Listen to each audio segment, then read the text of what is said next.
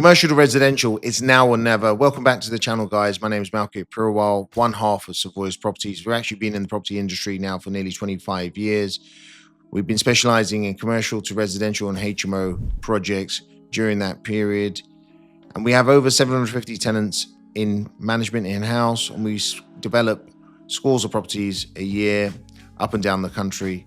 Now, with commercial to residential, on the 1st of August 2021, the government introduced Class MA. Basically, this amalgamated a bunch of use classes for commercial buildings into one use class, Class E, and allowed you to use a simple prior approval application to change the use of this building to residential use or partly residential use via a simple planning application. And the council had 56 days to approve the application. If they didn't approve it, it was deemed approved after that period. Following COVID, there was scores of empty retail buildings up and down the country. And in addition, there was empty offices, warehouses. Now, there was an opportunity here. The government brought in Class E, amalgamating all these previous Class A1, A2, A3 into one use class. This actually brought a massive opportunity for switched on investors where you can actually put in a prior approval application, change the use class of these buildings, get that planning approval in place within 56 days, and then you're ready to start once you've instructed building control. But here's the threat. We've got a Labour government in place. There's rumors that these permitted development rights could be removed or some type of restrictions are put in place. And we're actually seeing the impacts at the moment. Now, there's Article 4 directives being placed on commercial to residential up and down the country. Now, for those that don't know what Article 4 means, Article 4 is a directive that's introduced by local councils which remove permitted development rights. We've seen this happen borough-wide in London, where we've seen HMOs now lose their permitted development rights. And basically, this means that you need to submit a full planning application to convert the building to residential use. When you submit a full planning application, it's judged on a variety of measures. With a prior approval application, is literally 5 or 6 points that you need to meet.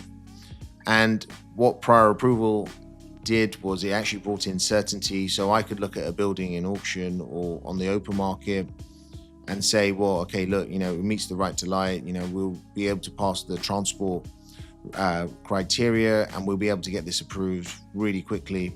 This basically allows us to verify that we can get this planning permission and we'll be able to exit our bridging development loan that we'll take to actually purchase this building. Now, if this disappears, it's going to bring in other restrictions, delays, and we're back at square one. In my personal opinion, with this particular government, they came in and they were supposed to be a growth government, promoting growth within the economy, promoting growth within the building sector, promoting growth in terms of the number of homes they wanted to be produced each year. There was a 300,000 target. Now, it's clear that this government's not going to reach that target by the end of their 5-year term. Now, with that in mind, they've been very anti-landlord as well. You've got the Renters' Rights Bill that's coming in, that's being debated.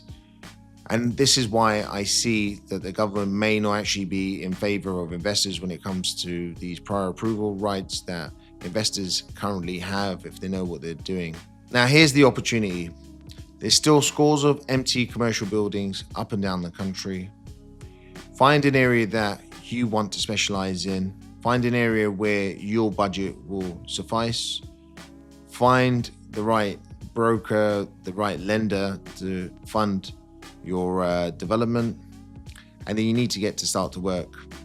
It is as simple as going on to Rightmove Commercial, Estate Gazettes, and start looking at deals that are being listed. Even have a look at the local and national auction houses such as Allsop and Savoys. There's a couple of key points that I would always look at. One, understand the use class. If it's Class E, it's likely to have permitted development rights for you to be able to convert this building to residential use. If you're unsure on this, you can go on the local government council website and you'll be able to have a look at whether there's an Article 4 directive in place. If there isn't one in place, then it's quite straightforward for you to proceed to have a look at this deal. The second thing I do is I normally look at the square footage, square meters of the building. I know a studio flat is 400 square foot. Now a one bedroom flat is 500 square foot. So if I look at a building and it's commercial, it's class E, and it says it's 3,000 square foot, potentially I can have up to maybe 6 or 7 flats within it. Obviously you need to take into account that you're going to lose some square footage when it comes to hallways and some communal spaces. So always bear that in mind. Have a look at what the area is like for rental or for resale, depending on your angle on the property. The good thing is with commercial to residential conversions, you're typically changing the square foot and maybe timesing it by 3 or 4. And we've done this on numerous times. So it works out more favorable for you to actually keep the building because there's a lot of profit within this building. Now, the most asked question that I get when I go to these networking events or we do our webinars is, when should we invest? Well, the answer is today. The best time is always now. It's never about timing, it's always about the right deal. And you guys can dictate whether you have the right deal or not. If you use the knowledge that you build and you're more well equipped than the other investor bidder, you're always going to come on top and you're always going to have a great deal. Now, take this building here that I'm sitting in. This was up. We had 40 people that actually looked at it and 40 people actually put in an offer. But our offer was accepted because one, we offered a little bit more than the others, but we saw an angle that other people didn't. So the building had some flats above, some commercial units on the ground floor. It had planning to actually knock it all down and rebuild.